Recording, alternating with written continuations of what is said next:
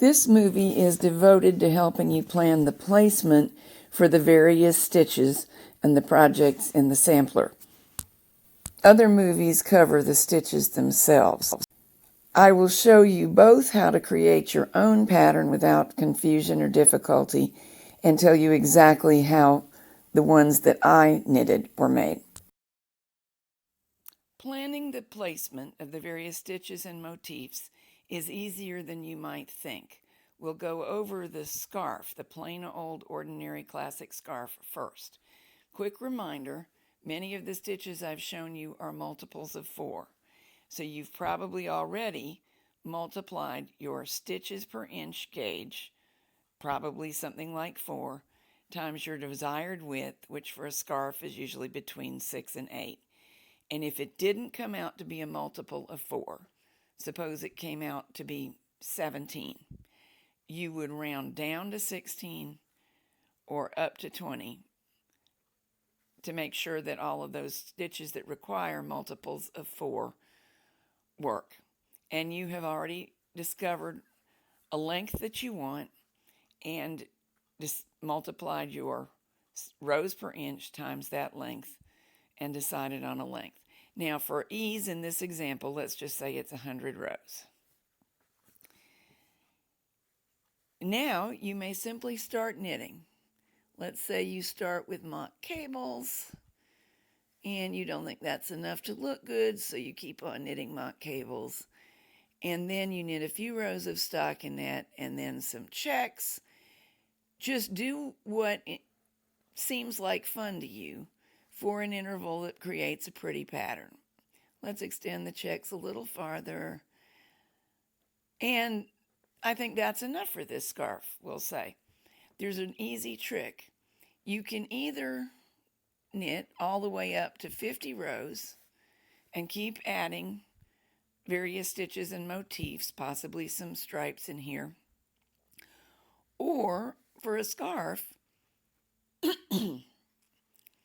I think it is perfectly acceptable to leave a fairly long plain stockinette expanse in the middle.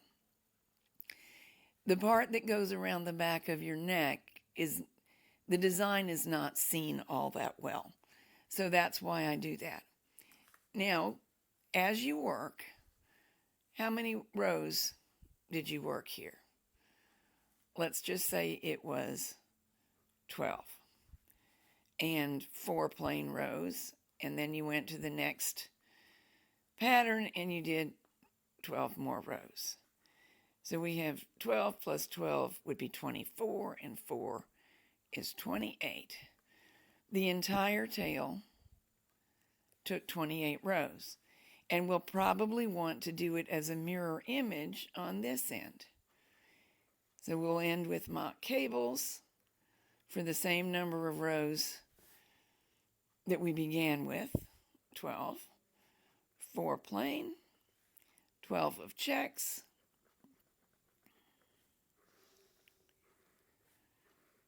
so now all we have to do is subtract from 100, our total number of rows, this amount and this amount, to find out how many plain rows to knit in the middle.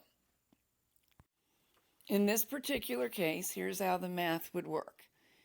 28 rows were consumed by the stitches on each tail. Again, 12 rows of one pattern, 4 rows of stockinette, 12 rows of another. So that's a total of 56 rows. We're knitting 100 total. We subtract those 56 rows, so they're accounted for. So that means that here we should knit 44 rows. And then we should knit these patterns in the reverse order we knitted before to get a perfect matching scarf end. So 12 rows of checks, 4 rows of plain, 12 rows of mock cables, and bind off. Easy as can be. The best idea is to keep count of your rows as you work. Of course, we're not perfect. Sometimes we forget. So just in case you do forget, here's how to count how many rows you've used after the fact. This is a 4-row repeat.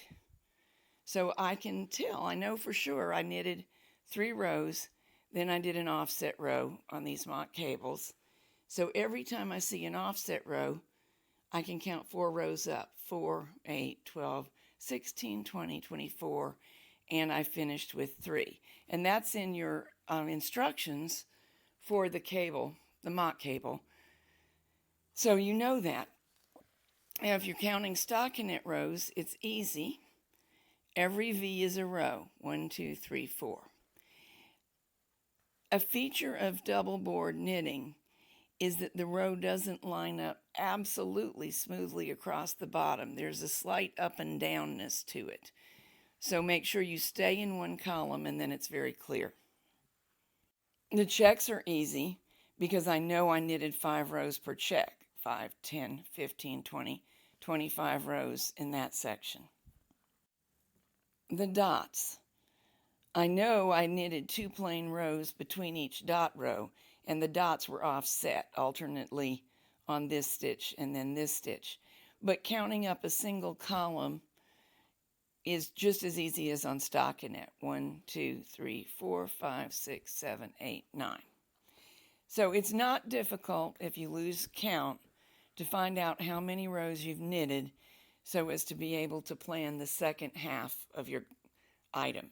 You're looking at the blanket, and I knitted this one starting with the end. Well, there, the end. Mock cable, stripes, stripes, checks, a good expansive stockinette, and then I did knit all the way to the center, making sure I picked a pattern that would be kind of easy to center. These have short enough repeats, all of them, that I was able to say, okay, halfway is about now. I knew I was approaching halfway when I got here. And so I purposely changed to a 2 black, 1 white, 2 black, 1 white. So this 1 white row can actually be the true center row. And then I reversed it, 2 black, 1 white, 2 black, and back to the dots, and so on. So you can knit right to the center. You do not need to leave an expanse. And for a blanket, it's nice because you often see the whole blanket at once. I see no need to get obsessive about this. Personally, if there were, let's see how many rows there are here. I've forgotten. 1, 2, 3, 4, 5, 6, 7, 8, 9, 10, 12, 13, 14, 15, 16, 17, 18, 19. There are 19 rows. If on the other side there were 18 or 20, I'm not sure that I would get all head up about it. Be a perfectionist if you want, but don't make yourself crazy. The pattern that I used for the blanket has been showing on the screen for some time now. It's 100 stitches wide, which is 30 inches in real life by 45 inches long. S stands for stitches, R stands for rows. After those center stripes, I went back to the dot pattern and knitted the pattern in reverse as I explained to you how to do. You do not have to scribble all this down if you are a user of the Answer Lady and Friends app. A free PDF download is available for app users that has all this and a whole lot more notes on sizing your own and all the charts. Here's the table of contents for that file. And here's an example of a chart. This is the heart chart. If the only motif you're going to use is the heart, it's 7 stitches wide. And it's 7 rows tall. So here's what I actually did with that. You may choose to use an odd number in order to center a motif that has an odd number of stitches, because it can be truly centered. There's the center stitch. So we knit that single stitch that starts the point of the heart on stitch 6, and hold on, they're V-shaped. I'm drawing upside down. And we move up from there. The second row you will see when you get to that video is 3. The third row is also 3 stitches, then 5, then 7, then 3 on each side, still an expansive 7, and then 2, and that's how the heart shape gets made. So we have 7 stitch width and 7 row width, and to get it perfectly centered on that coaster, or to get a similar design that has an uneven number of stitches perfectly centered on such a thing, you would knit an even number of rows before and after, and begin the pattern centering it on the center stitch. In this case, it was cast on 11, knit 3 stockinette rows, work the intarsia heart, which is covered in another video, knit 3 stockinette rows, and bind off. You may also use an odd number of stitches for a scarf that is only going to have a motif that has an odd number of stitches. You can't do both things, have a multiple of 4 stitches and a true center. So on the blue scarf, I had to fudge. It's only a little bit noticeable on a scarf, and even less noticeable on something as wide as a blanket. Okay, planning the keyhole scarf. This is the most complicated design that we knit in this series, and it is not complicated. You just have to keep a few things in mind that you wouldn't necessarily know until you've knitted 1 or 2. This is the part of the scarf that goes around the neck. You need to know that women generally have 13 to 13 and a half inch necks. Men's are generally between 15 and 18. And heavier or more muscular women may have necks in the 14 to 15 range. So there's most adults fall into this range. We don't normally just want the neck measurement. I find that if I knit to fit my exact neck, it feels a little hot and tight to me. But people vary a lot in that. Generally, I say plus 1 inch is minimum. So I would knit a 14 minimum for most women. However, if you would prefer that the closure fall farther down on your chest, let's see. Here's our high and tight. This is what 14 is going to be like on most women. Oh, she's beautiful. Let me fix her up. Let's make it so that the keyhole closure comes a little farther down on the chest.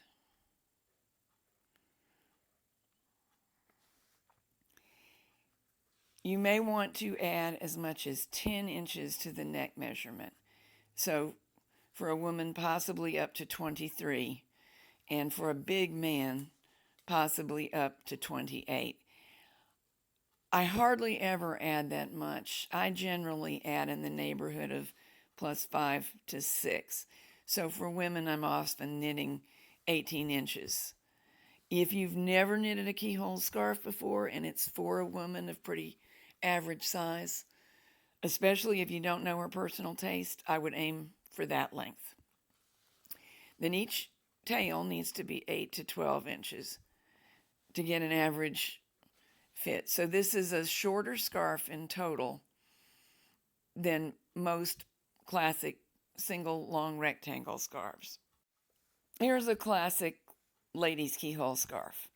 10-inch tail on one end, 10-inch tail on the other end, 18 inches in between, total of 38. This is the keyhole, and by keyhole I mean a slot in the knitting through which this end will pass, allowing the scarf to close without a knot or a pin or a double wrap, anything like that. It's very neat and tidy. I like them a lot because I'm accessory impaired and I can't keep up with extra bits of clothing. However, I would like to caution you, I don't recommend them for children. My feeling is that an adult would probably have the presence of mind, if the scarf snagged, to yank out this tail. A child on a jungle gym playing wildly with other kids, maybe not. And the choking hazard gives me pause, so I recommend caution there. So, now that you know how such a scarf is designed, Here is how we would work the motifs. Maybe we're going to begin in some hitch stitch and do some stripes and the heart. And in fact, this is what I really did. I'll show you the numbers in a moment. Knit a few plain rows and knit the keyhole, which has got its own video to show you how to do it. Stockinette. And now you can either, for this scarf, I just knitted my sample with stockinette all the way. But you can still reverse this. And if you do, you'll want to knit the heart motif upside down, because both tails, that's down and that's down. And nobody wants to see the heart upside down. It's meaningless. So we would want to reproduce the plain stockinette rows here. I didn't quite leave them room. Then the upside down heart, you can use the same chart, just flip it over. Then the stripes, and then the hitch stitch. Now on to the pot holder, and I suggest knitting these in 100% cotton at as tight a stitch as you can make work comfortably so that you have good protection from the heat. For me in worsted weight cotton yarn, this was 4 stitches, 5 rows per inch. Knitting 4-stitch wide checks, it's obviously a multiple of 4 that's required, and I chose 24 stitches. Casting on and binding off in Fair Isle is something that I try to avoid if possible because it is just easier to do it in stockinette. So I incorporated that into the design and created top and bottom borders. Those are 3 rows each, and in between are 25 rows of 4-stitch wide, 5-row long checks, so it fit in beautifully. I could have decided instead to center a heart by using 25 stitches rather than 24, centering the heart by starting it on stitch 13 and knitting 12 rows above and below the heart. So you can either knit just what I knitted or your own version. See the program notes for this video to learn about the Answer Lady app and Ravelry store and website.